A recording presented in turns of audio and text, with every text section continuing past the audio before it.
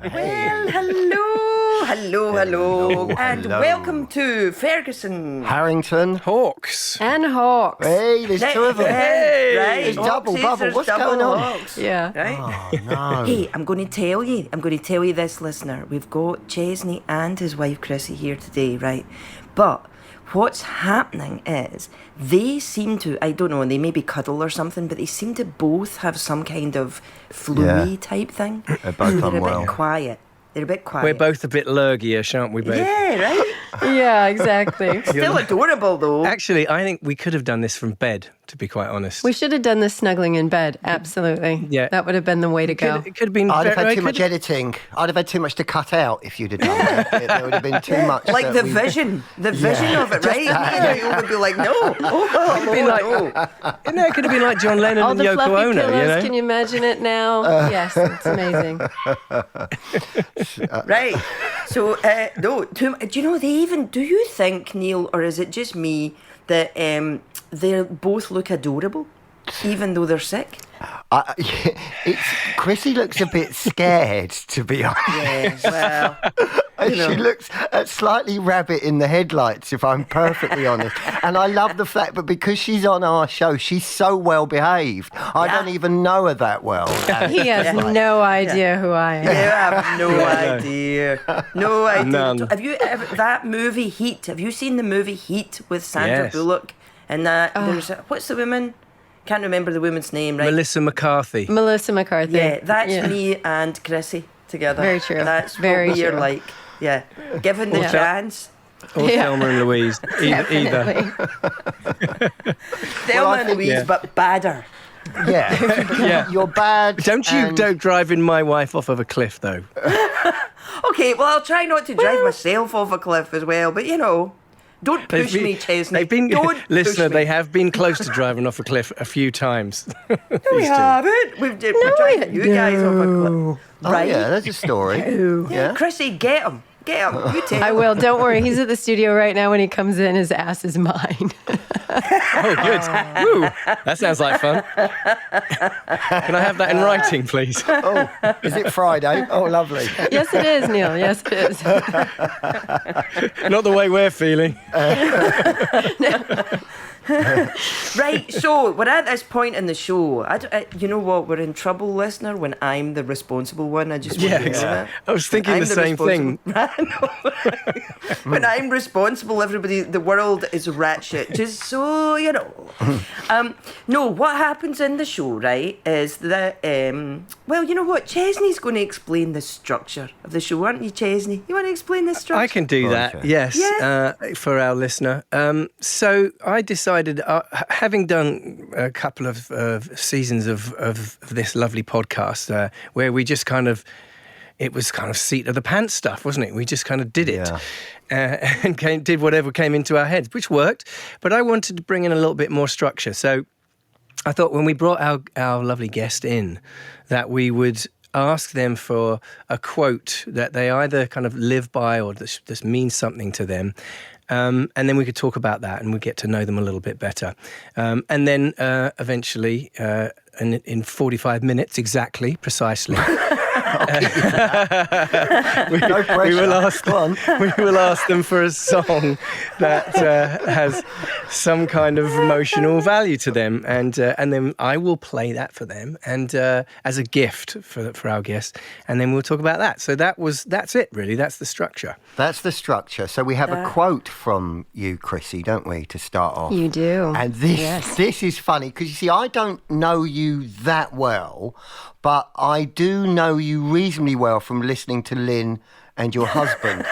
Oh, God, help you. When I get a quote like this, the irony in this fucker, I tell you, really, because I've been led to believe you're someone that likes a chat, basically. Oh no, I do. Yeah. So anyway, so your quote: "Never miss a good opportunity to shut up," which you've referenced as Dr. Phil. So as far as your Dr. Phil watching habits, we'll get into that a bit later. We'll park that. We'll park that that for a minute. Okay, that could be another part of the show, or even another whole show.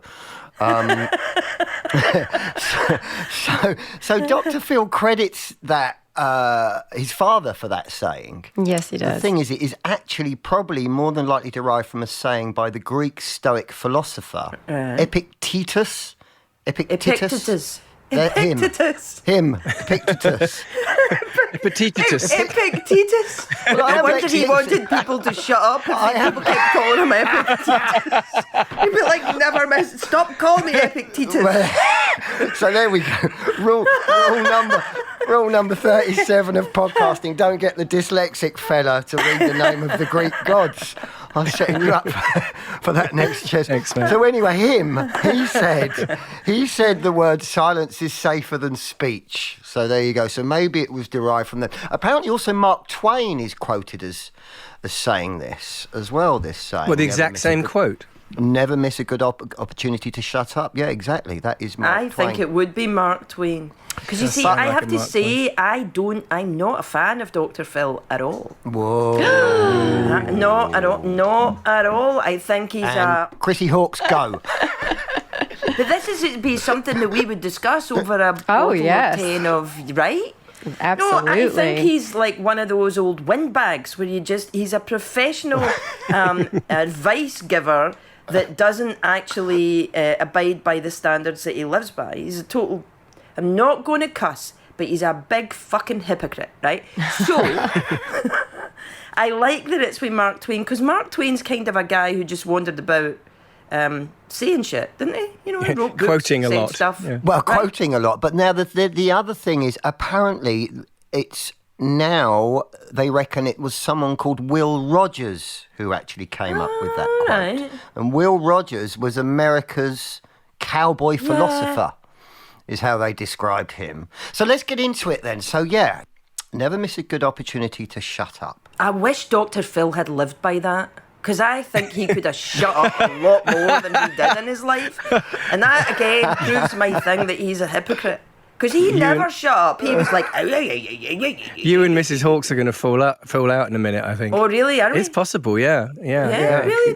Do you love Dr. Phil, Chris? I think, and before she answers, I think it's that it comes from her mum. She watched Dr. Phil with her mum, and I think that was probably a big... there you go. Right, I see. Am I correct, my wife? I shouldn't talk for you. Yeah, there's a little bit of that. So with Dr. Phil, I really equate watching that show with Indiana.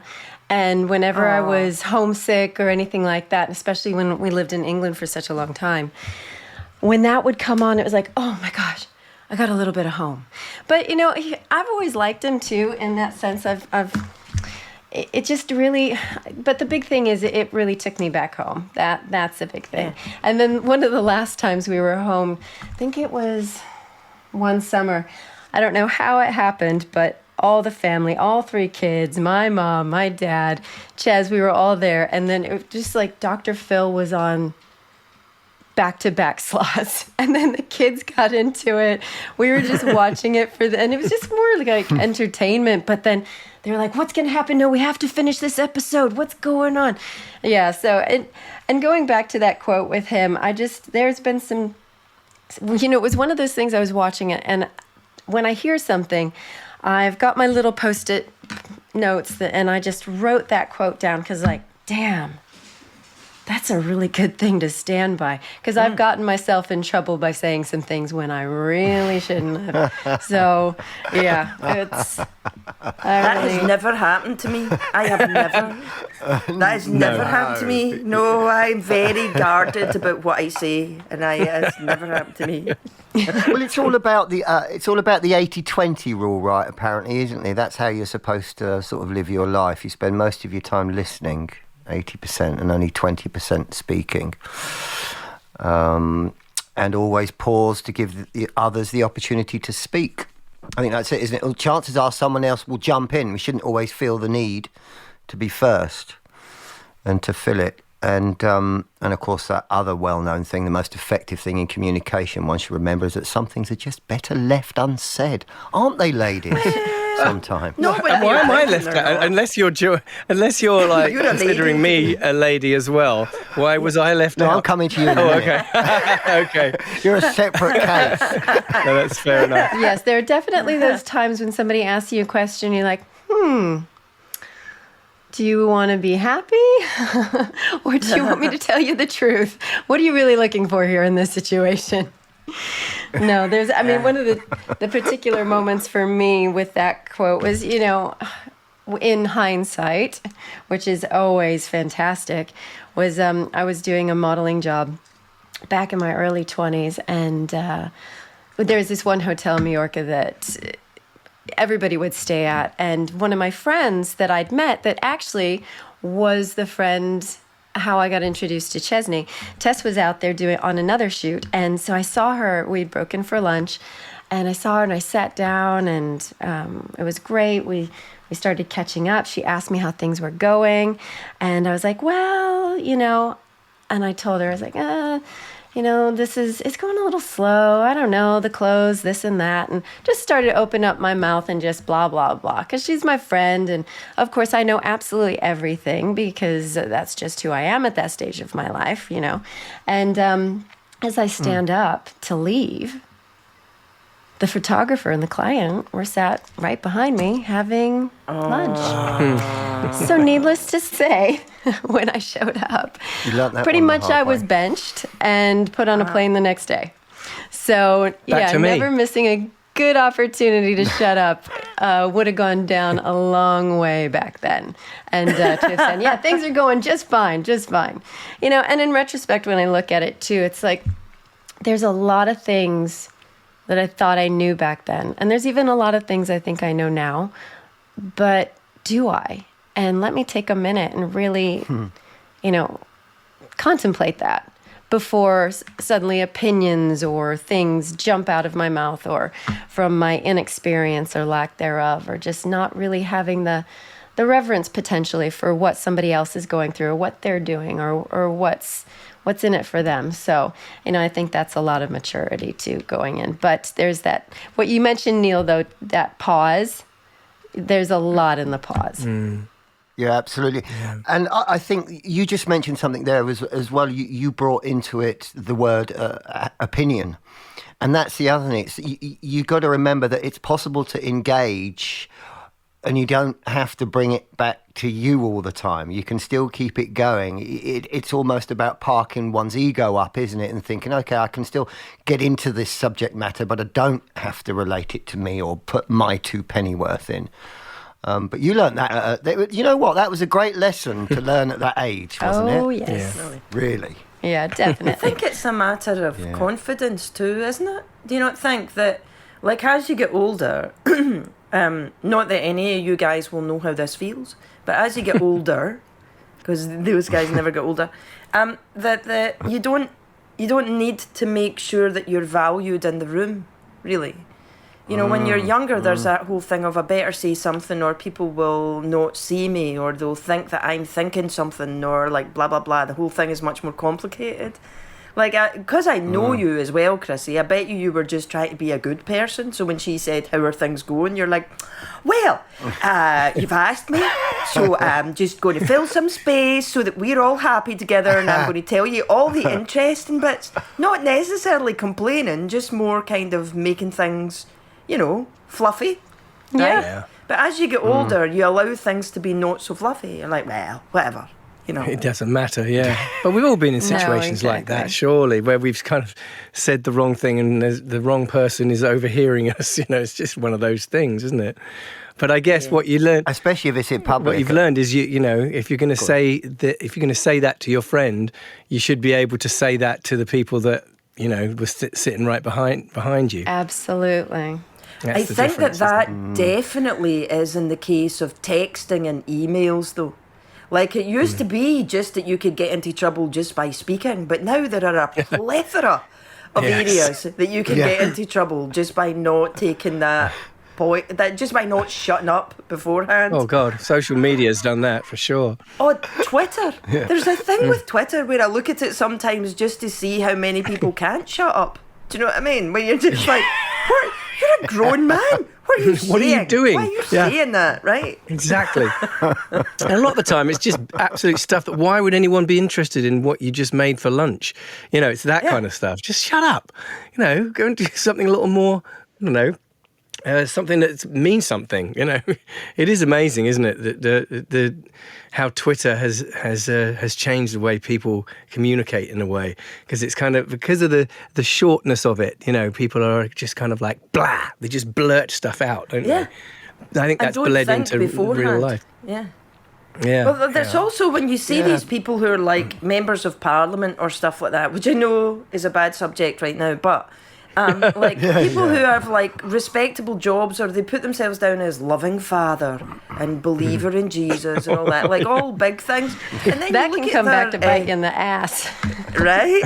And then they like literally they're tweeting things like, you fart and you do this stuff and you asshole and blah blah blah, and you're like, that doesn't sound very Jesus loving to me. That doesn't sound very family man. Like, it's all things like blah blah blah has big tits, and you're like, I'm not sure that's the way that Jesus wants you to be talking, love. I'm not sure about that. Or your loving wife. Yeah, right. But it's almost like you all need to learn that lesson the hard way, don't you? Really, with social media and everything. It's like, because it's only when it happens, and then you think, I suppose. When email first came out, it was the realisation of how instant it was when you'd said something. That's why they added the undo. I remember learning that sort of, it's like, okay. And you think, actually, if I just paused for half an hour and computed that reply wouldn't have gone. Oh, yeah.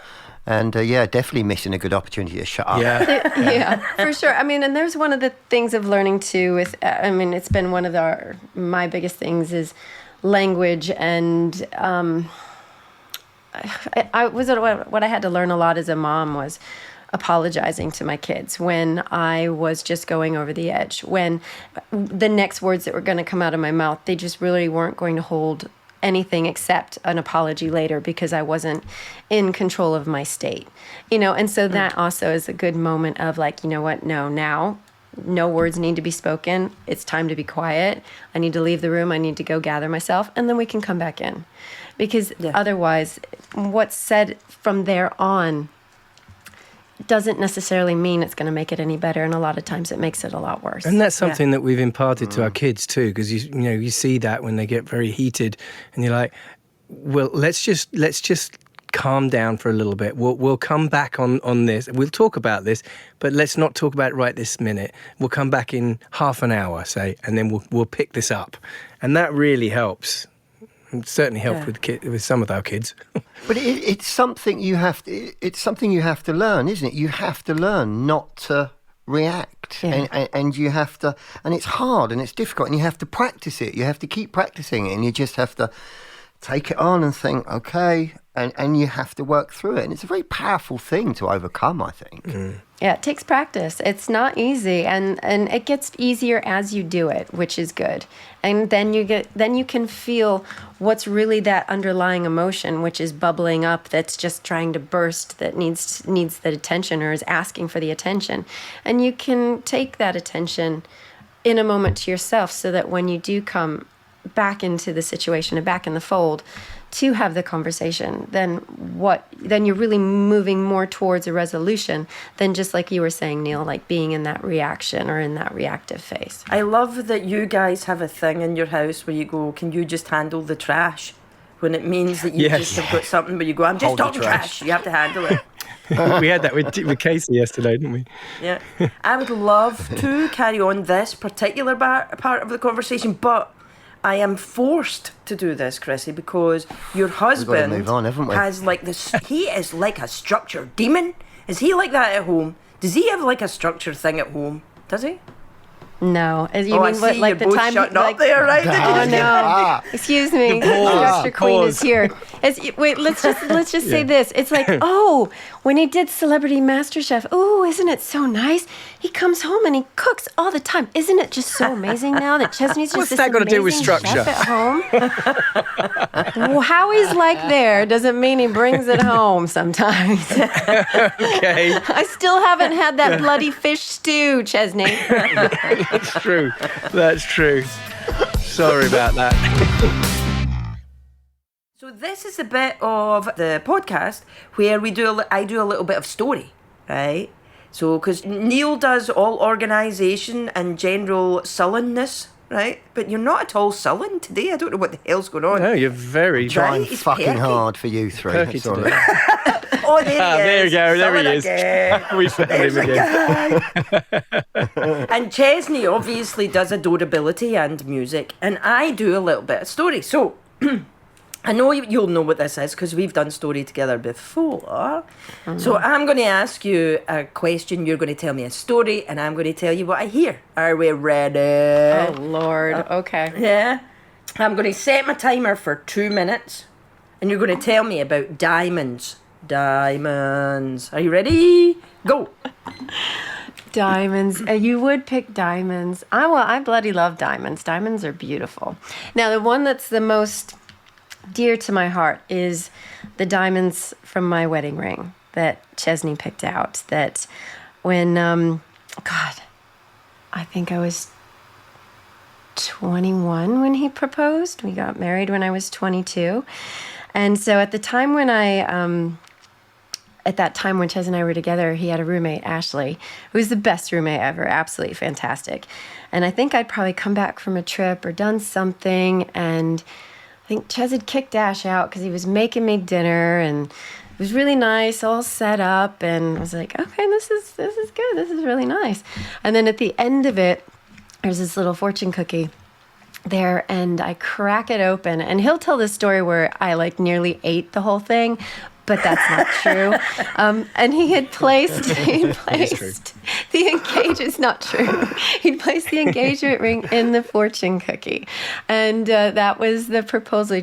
He'd made this beautiful dinner with I think maybe he'd had to send Ash out to go get the cookies. I don't know. We'll ask him later. But anyway, so that was the diamond was in the fortune cookie, and then that's when I told him, I said, have you called my dad?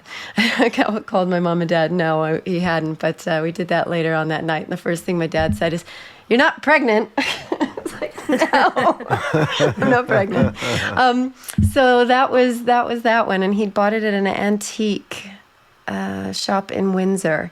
And it's beautiful. And I know some people change their diamonds and they upgrade and they do this and that and all that, but this one's mine.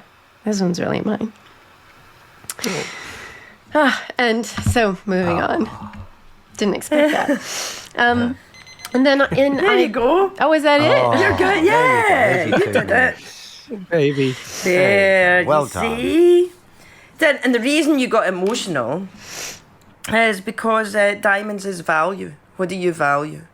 And what you value is a handsome, adorable guy that you marry. You'll find one day.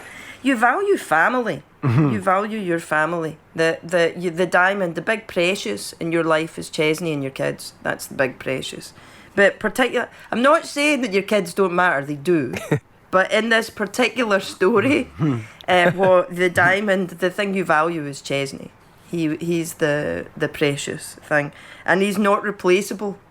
You know, and what I know, Chesney's grinning, even though he's been a little peaky this morning. He's like, "Yes, I'm the happiest man alive." Well, I am. Also, you can disagree with that if, of course. If I'm not, no.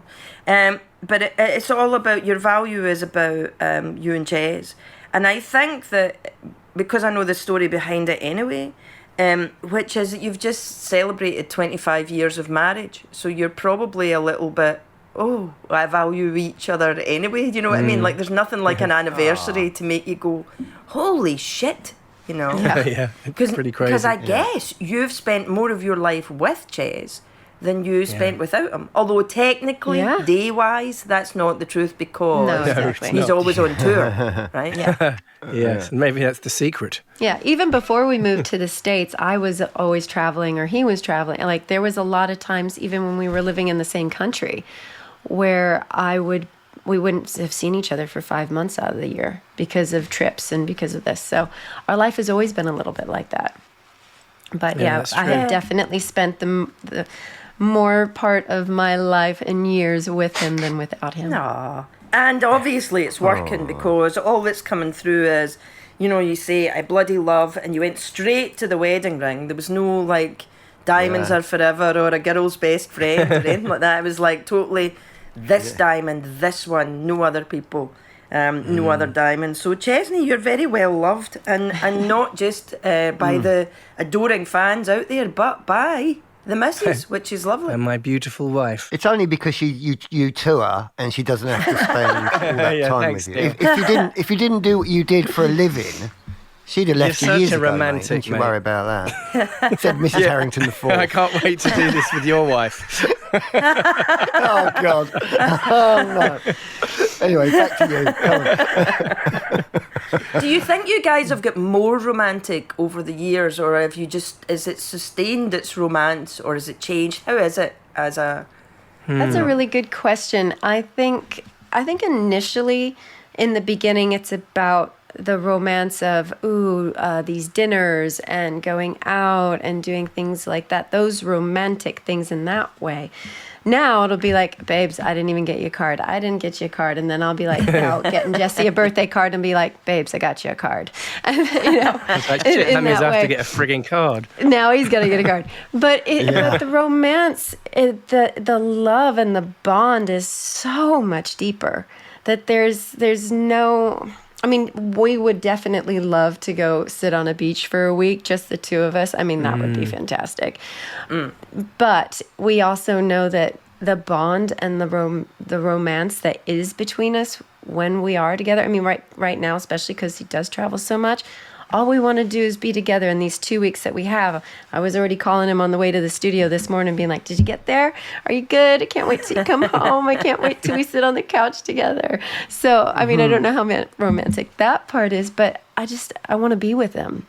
And so it doesn't have to be the rose petals, and it doesn't have to be the fancy dinners. It's more about just us in that regard. I mean, maybe Chesney has another view, but for me, that's what that is. That bond just gets stronger and in a different way, more and more. For me, the love just grows. It just keeps getting like, every time I think about that, it's like I can't believe how much that love it just keeps getting more and more. Just when you think like, I couldn't love someone more, and it just then something, I don't know, happens, and you're like, my God, this is crazy, And yes, I want to be with you always.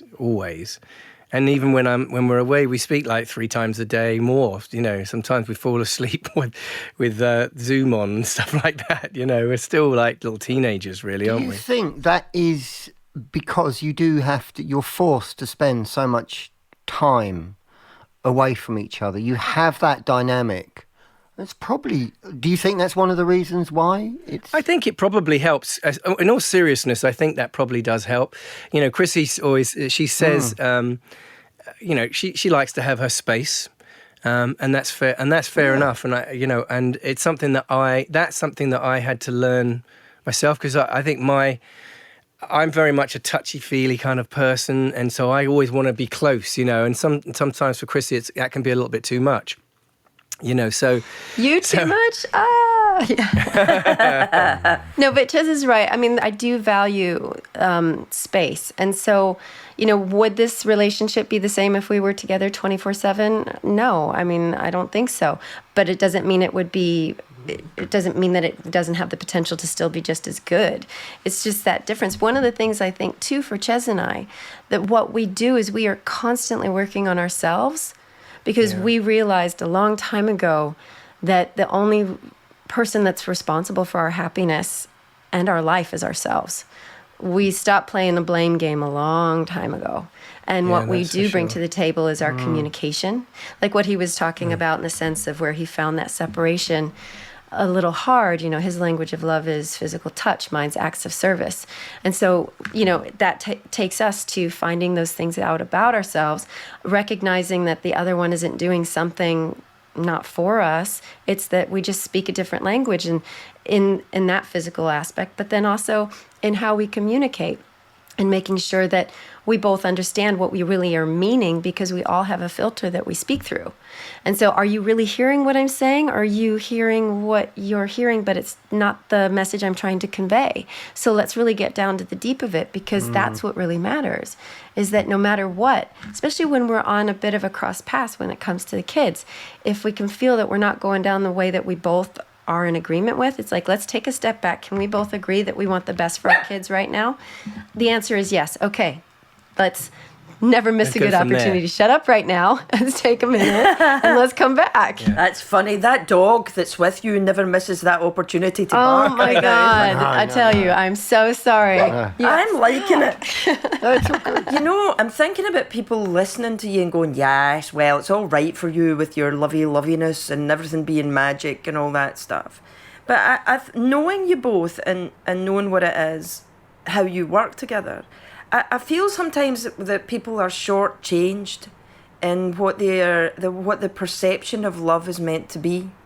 You know, that when, and I don't know when it happens. I certainly know as a woman that when I was a girl, the idea was that if a man loves you, he'll like tell you what to do all the time.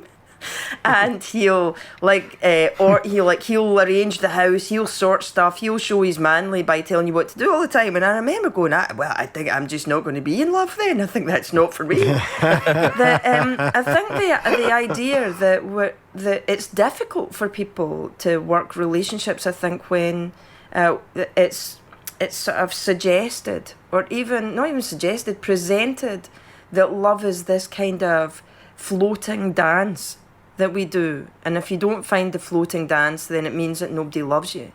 And actually, the people who do love you are the people who are like, you want a cup of tea? Let's go to blah blah blah and have the stuff. Or call you out on your shit as well. It's like it works the other way. It's like those are the ones that actually really do love you. You know, and that's one thing that, you know, in our relationship, Krissy's fucking unbelievable at is finding what she just touched upon there is, you know, finding what we're actually talking about. If we're having an argument or whatever, it's never about what you're actually arguing about, is it? There's always something behind it, some kind of emotion that's there, and it can go back to your childhood even sometimes, you know. And Krissy's like fucking annoyingly good at finding those things, and it can be painful to get through to that place. And sometimes, you know, I don't want to go there, you know, It's hard to get through, but then, you know, once you do get through to the other side and realize, shit, okay, I can see what I'm doing now, and I'm really sorry that I'm taking that out on you, and it's really nothing to do with you. It's all about me, you know. So that is important, and that's what Krissy was talking about like her taking responsibility for your own, you know, what's going on in your world, in your head, in your heart, you know. So you've got to love yourself first, you know. And if you don't, then you're going to take it out on everyone around you. Absolutely. I definitely think that's true. Because I have a thing with Mark, whenever we fight, it's usually that I've got something else in my mind, you know. That, like, most of the time we're just, like, wandering about being, you know, chickens, bees, blah, blah, blah, right? Growing, we're, like, doing our thing. But if I get nippy or annoyed with him or resentful, it's actually my first port of call now is to go, what is it that's really bothering me? Something's really bothering me, and he's my convenient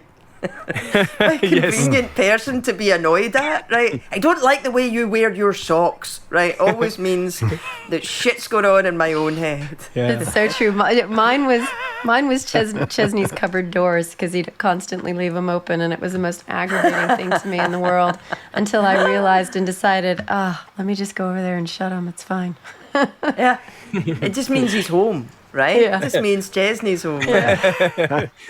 What about you, Neil? Do you do that? What you just actually said, Krissy, it's exactly, it happened the other day, and we had a big off about something, and she just turned around and said, why didn't you just fucking do it? Why did you have to just make such a big deal? Why didn't you just do it instead? And you're right, and you have to dig down, and what's the reason for it? And yeah, like you say, it takes work, though. That's the thing. It does. It takes you have to work at that kind of stuff. Nowadays we very rarely do that. We very rarely argue about little things, because if there is something snippy that comes along, Krissy more than often than not will go, well, hang on a minute. Why are you doing that, or why are you saying that? That's not what you really mean. And then we'll go into it, and then you're like, okay, I've got an hour now of this.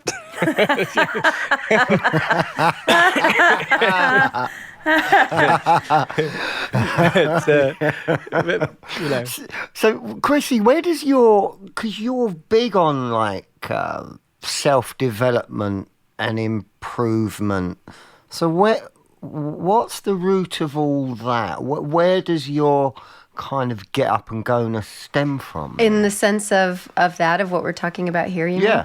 Yeah. Honestly, the type of mother I was, who I was with my kids, right. In the sense of, like Ches said, or maybe it was Lynn, you take it out on your nearest and dearest. And when I was in overwhelm or stress or anxiety or frustration, then I just wasn't the best mom. I really wasn't. And like I said, I had to apologize to my kids for being stressed or shouting or doing things like that. And I didn't like that about myself. And so then that's where really delving in deeper and checking into who I was, that's where the passion came from, because I wanted to be everything I could be for them in a supportive and loving and nurturing way, and not having them just because they were my closest, the ones there, that they'd get the brunt of me when I was in that reaction phase. It just wasn't right, and it didn't feel good.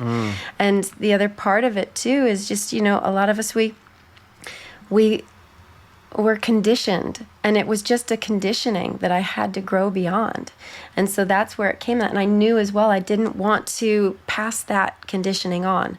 I wanted them to be able to flourish from who they are in their own way, not because I hadn't done my work to get beyond my own self. Does that make sense? Yeah, totally. It totally does. Yeah, so that's where that push has come from. Yeah, one of the things that I'm thinking is, because Chesney's all doughy-eyed. Have you noticed that, Neil? He's all doughy-eyed. He's like, I love her. I didn't know whether he had a bad back. I didn't know. He's all doughy-eyed. He's like, there's sort of that going on. Huh? It's mainly because I'm sick. Oh. No, it's because I love her. Lovesick you are. This is my favourite guest we've ever had. Is it really? Yeah.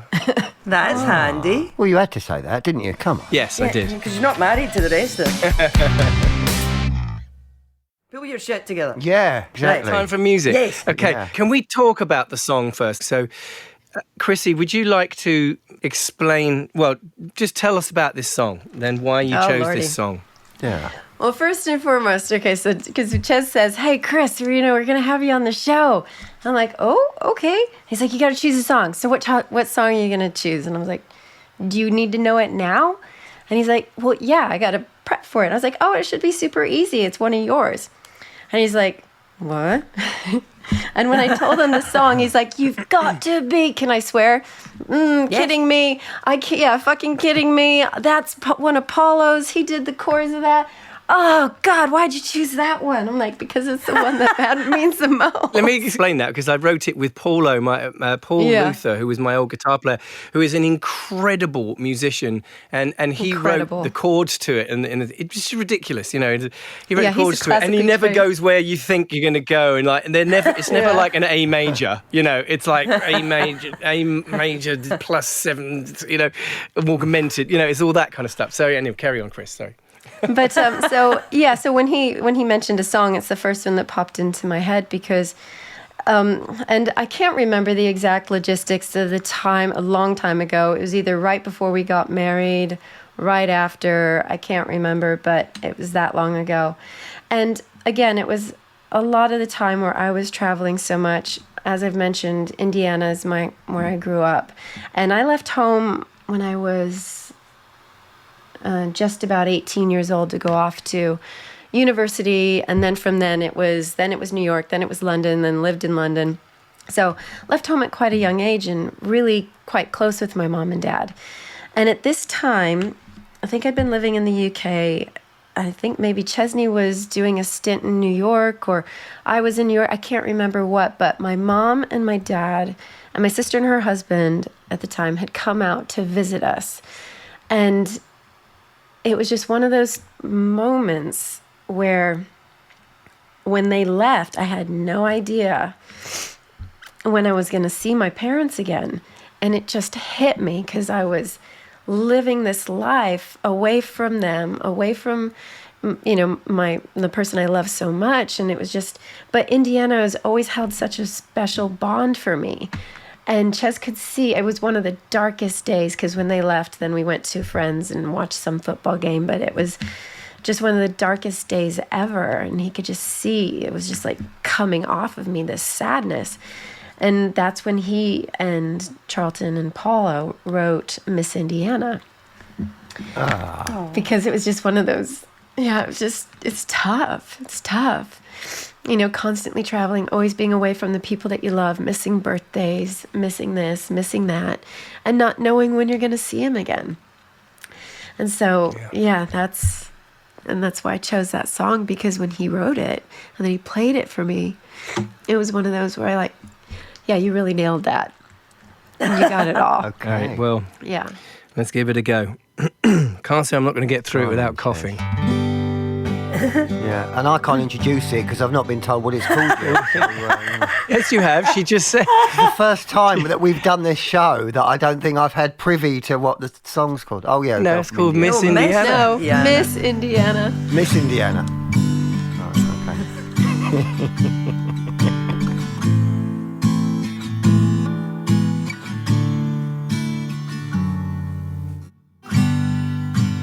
All English gardens look the same, seen through a virgin's double pane.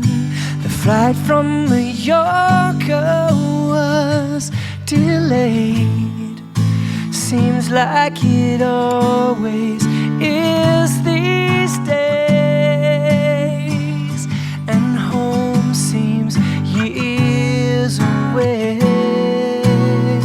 Miss Indiana,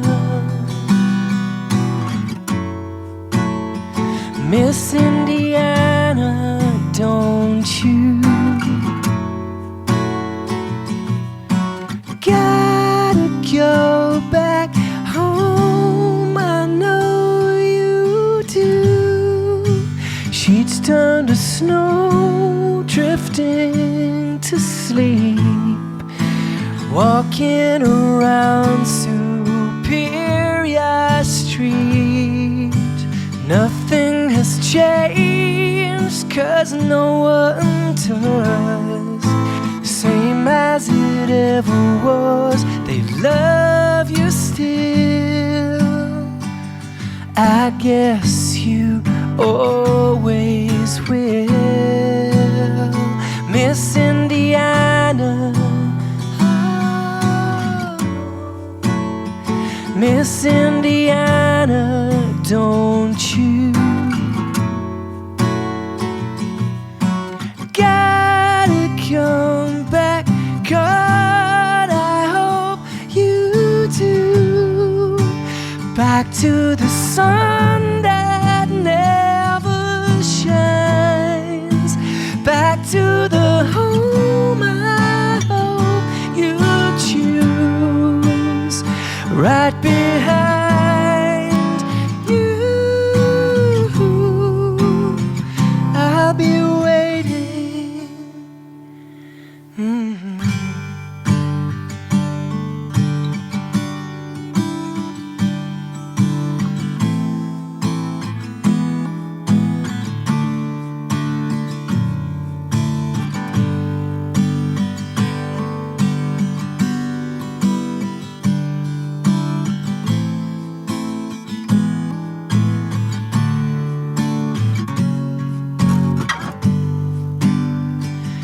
I guess you always will, Miss Indiana, Miss Indiana, don't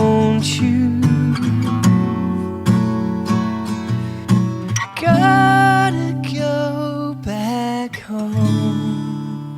I know you do. Oh, what a beautiful song. How are you feeling, the two of you? How are you feeling? It was awesome. I nearly didn't get through that one. 5 tissues, 6 tissues through now, something like that. I haven't heard that song in years, by the way, because it's one that, it's been on the shelf for quite some time. So Yeah, that's one that's gathered dust all those years. It's quite interesting how songs can take you right back, but yeah, it's beautiful, Ches. Thank you. It really is. Do you know, in a way, I wish we were doing this visually, because I don't know how you feel, Neil, but I feel like we're sitting right in the middle of a couple, right? Like right in the middle of a couple where you're like, well, this is like, it's like fly in the wall in the middle of somebody's relationship. It's kind of awesome. Yeah. And it's what I think about the visuals of it is that, sorry about this, listener, but you know, you know that you are part of us anyway, listener, as in you're our only listener.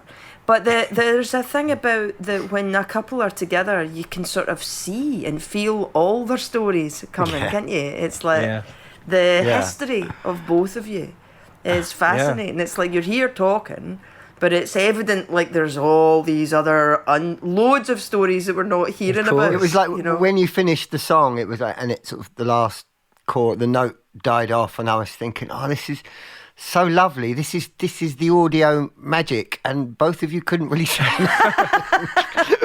But I actually hope that when we listen back, we might have like 5 seconds of just you two saying nothing, because that in effect says it all. Neither of you can find your words. Well, I couldn't look at her through that song, really.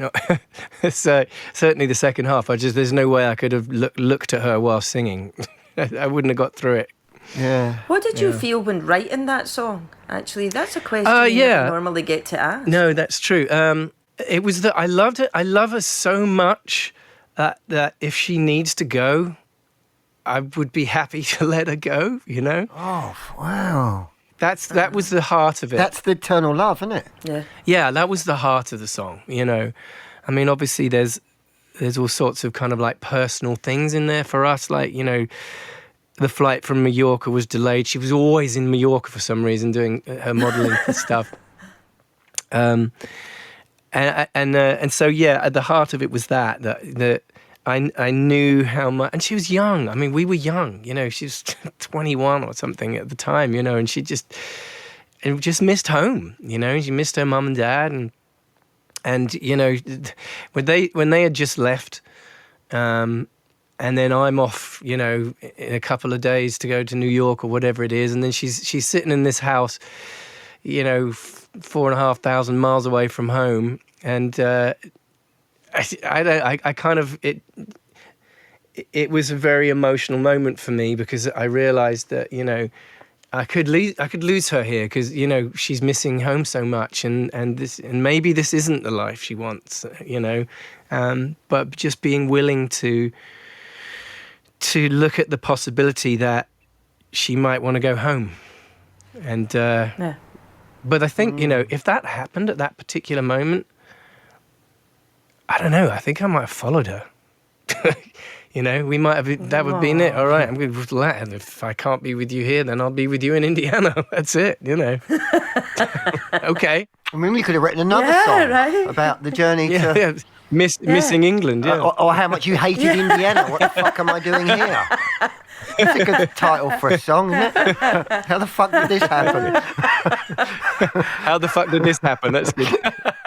Yes, I like That's the next album. That's good. You know, normally at this bit, there's a thing about, I ask people what would they advise someone who was like them now.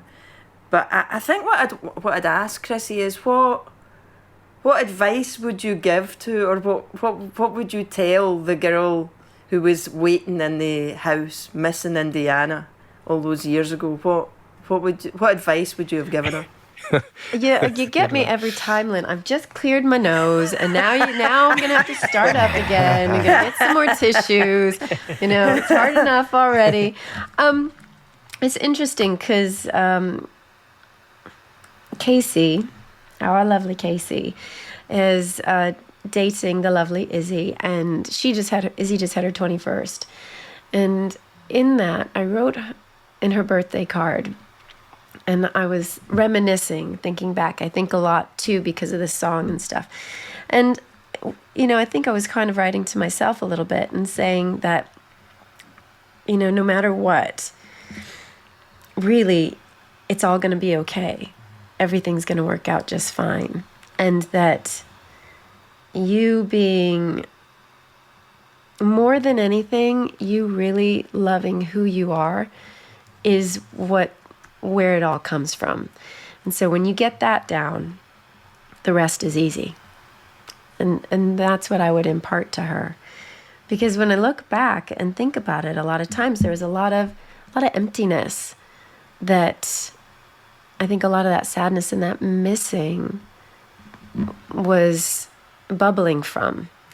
And in that looking at self and loving who you are no matter what, and knowing who you are is a big part of those empty holes being filled, and knowing that no matter where you are, everything's perfect as it is.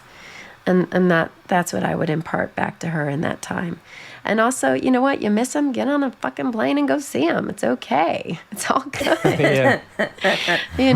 Don't wait so long for something that you feel that you want to do or that you feel that your heart needs. It's okay to have it now. Yeah. Yeah. Oh God, that's good advice. It is okay to have it now too. Yeah. Right? Is that whole thing about waiting?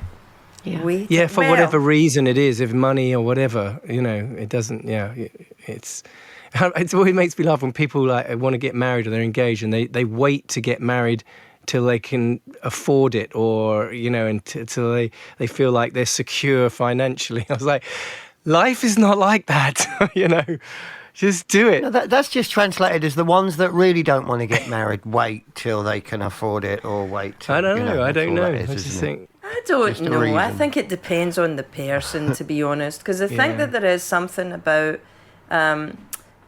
people enjoy different parts of the movie, don't they? Right? And I think that, this thing about, planning and waiting and all that, sometimes people really enjoy that part, how to select whatever, So I think it's each to their own. But I do like that idea that everything turns out all right, because it does. It actually does. Yeah. When you look back in your life, you said earlier on, Krissy, about hindsight being such a wonderful thing. And it's true. It's even when we're in this place of real darkness, if you look back on stuff and go, you know what? Yeah, that was really bad, but it worked out.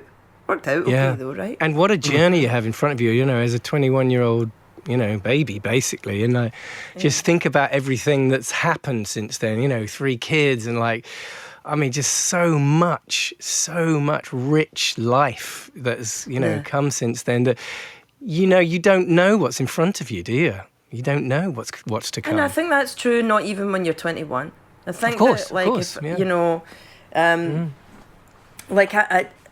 look back even in the past. Oh God, even if you look back in the past 5 years, right? I said to Mark the other night, this is really weird now. And he was like, what's really weird? And I said, do you remember recently people were really frightened about not having toilet roll? Do you remember that? That happened. That wasn't even made up. That was a real thing that happened. Can you believe that? Yeah. Right? All over the world as well. All over the world. Not just here, Totally bizarre, right? And I went, did that happen? Or was I just having a creepy dream because I've been out drinking with Krissy Hawkes again? Is it one of those things that's going on? Anyway, I don't mean to be pushy, but evidently, because Chesney's so love-struck, his timing qualities are crap in this show.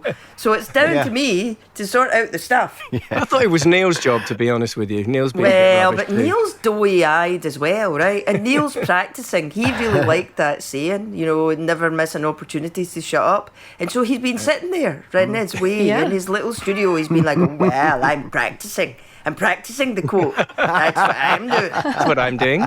Yeah. So I am. It's just you and me, listener, driving this train. Just so you know, right? Hold on. I fell off the track. Hold on tight.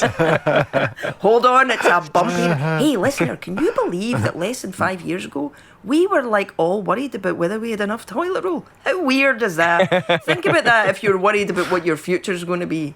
Like, when you're worried about your future's going to be, just think, well, at least I've got enough paper to wipe my ass. So no matter what, it's going to be There fine. you go. Life can't be too Anyway, bad. we have come to the end of this episode, which I have loved, actually. I've loved it. Oh, guys, it's been great. Thank you, Krissy. Well, do you know, the one thing that I'm glad about as well is that we haven't done this episode while you and I are on the margarita. Quite true. That's Quite true. It would have been a whole Yeah, different we're glad episode. about that. Ches and I are both glad about that. That would as have been a well. mistake. Yeah, we're all very pleased about that. So, listener, we have to Yeah. leave you, but please join us again soon. Until the next time, I have been Ferguson. I've been Harrington. I've been Hawkes. And I've been Hawks. Thank you, Thank you, guys. Krissy. Thank you, Krissy. Thanks, guys. Love you, baby. Well done, team. Bye-bye, everybody. Till next time. You've been listening to Ferguson Harrington Hawkes with Lynn Ferguson, Neil Harrington and Chesney Hawkes. Written and produced for Source Productions by, surprise, surprise, Lynn Ferguson, Neil Harrington and Chesney Hawkes.